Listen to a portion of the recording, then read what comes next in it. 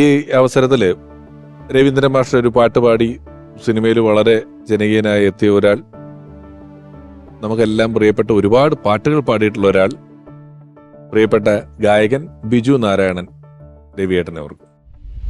എൻ്റെ സിനിമാ സംഗീത ജീവിതം തുടങ്ങുന്നത് രവീന്ദ്രൻ മാസ്റ്ററുടെ സംഗീതത്തിലൂടെയാണ്.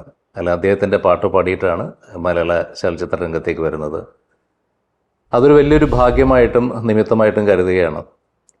മാഷുടെ ഒരുപാട് നല്ല ഗാനങ്ങൾ പാടുവാനുള്ള ഭാഗ്യമുണ്ടായി. പിന്നീട് ചൈതന്യം, മലയാള മാസം, ചിങ്ങം 1, എൻ്റെ ഹൃദയത്തിൻ്റെ ഉടമ, വടക്കുംനാഥൻ, അങ്ങനെ ഒരുപാട് നല്ല സിനിമകൾക്ക് വേണ്ടി അദ്ദേഹത്തിൻ്റെ പാട്ടുകൾ പാടാൻ സാധിച്ചു. അതേപോലെ തന്നെ ഒരുപാട് നല്ല സീരിയലുകൾ, അമൃതയിൽ തന്നെ ടെലികാസ്റ്റ് ചെയ്ത പകൽ വീട് എന്ന സീരിയലിലെ മനോഹരമായിട്ടുള്ള പാട്ടുകൾ, ഒരുപാട് സ്റ്റേജ് പ്രോഗ്രാംസ്, അതൊന്നും ഒരിക്കലും മറക്കില്ല. കാരണം അദ്ദേഹത്തിൻ്റെ ഒപ്പമുള്ള സ്റ്റേജ് പ്രോഗ്രാംസിലൂടെ ഒരുപാട് സ്ഥലങ്ങളിൽ സഞ്ചരിക്കുകയും അപ്പോൾ അദ്ദേഹം പറഞ്ഞു തന്നിട്ടുള്ള പല കാര്യങ്ങളൊക്കെ ഇന്നും മനസ്സിൽ ഫ്രഷായിട്ട് തന്നെ ഈ അടുത്ത കാലത്ത് നടന്ന പോലെ തന്നെ നിൽക്കുകയാണ്.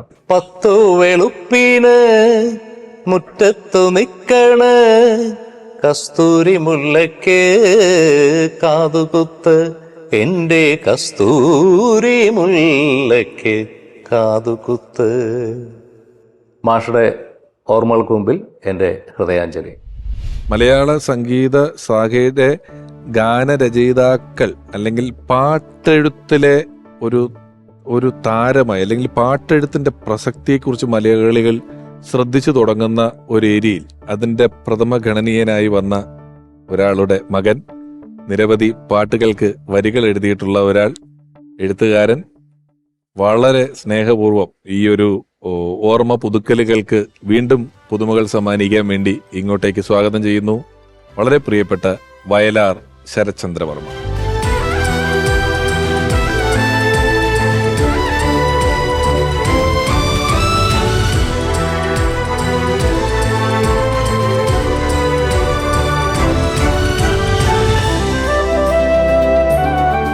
ശരത്തേട്ടാ നമസ്കാരം. നമസ്കാരം. നമസ്കാരം.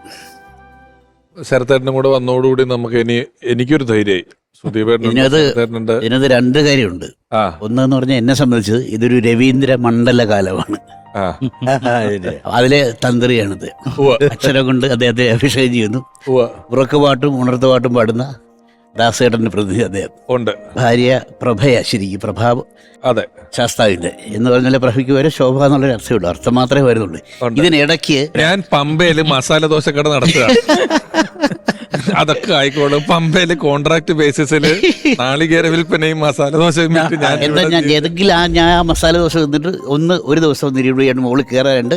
അങ്ങനെ ഇവിടെ എത്തി. അതെ, തിരിച്ചങ്ങനെ ഇറങ്ങി പോകുന്നത്. അത് ഗംഭീരായി. ഒരു പടമാണ് ഞാൻ ഒറ്റപ്പടം, ഒരു പടം ചെയ്തുള്ളൂ. രണ്ടാമത്തെ പടം ചെയ്യാൻ ഒരവസരം വന്നു. രഞ്ജിത്തിൻ്റെ തന്നെ അസോസിയേറ്റ് ഡയറക്ടർ ആയിരുന്ന പത്മകുമാറിൻ്റെ അമ്മക്കളെ കൂടെ.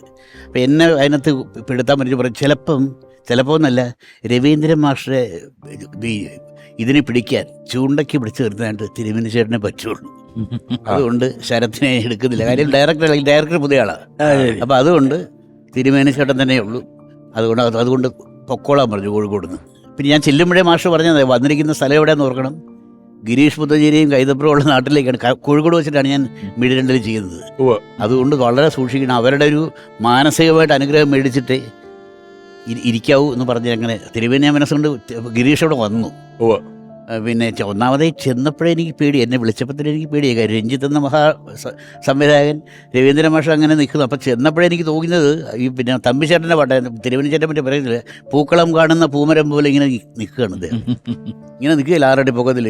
എഴുന്നള്ളിക്കാൻ ഒരു നെറ്റിപ്പട്ടം കിട്ടിയാൽ എഴുന്നള്ളിക്കാനും കൊള്ളാമെന്ന് വരില്ല. പക്ഷേ എന്നോടുള്ള സമീപനം വളരെ സൗമ്യവും വാത്സല്യം നിറഞ്ഞായിരുന്നു. അതുകൊണ്ടൊക്കെ കാര്യം എൻ്റെ ആദ്യത്തെ ഒരു എഴുത്താണ്. അതിന് മുമ്പ് എഴുതിയിട്ടുണ്ടെങ്കിൽ കൂടിയും ഞാൻ സ്വതന്ത്രമായിട്ട് ദൂരെ മാറിയെന്ന് ചെയ്യുന്നത്. മറ്റേ ദേവരായ മാഷിന്റെ ആദ്യത്തെ അനുഗ്രഹം ഉണ്ടായിരുന്നു കൂടി ഇതുണ്ടായിരുന്നു.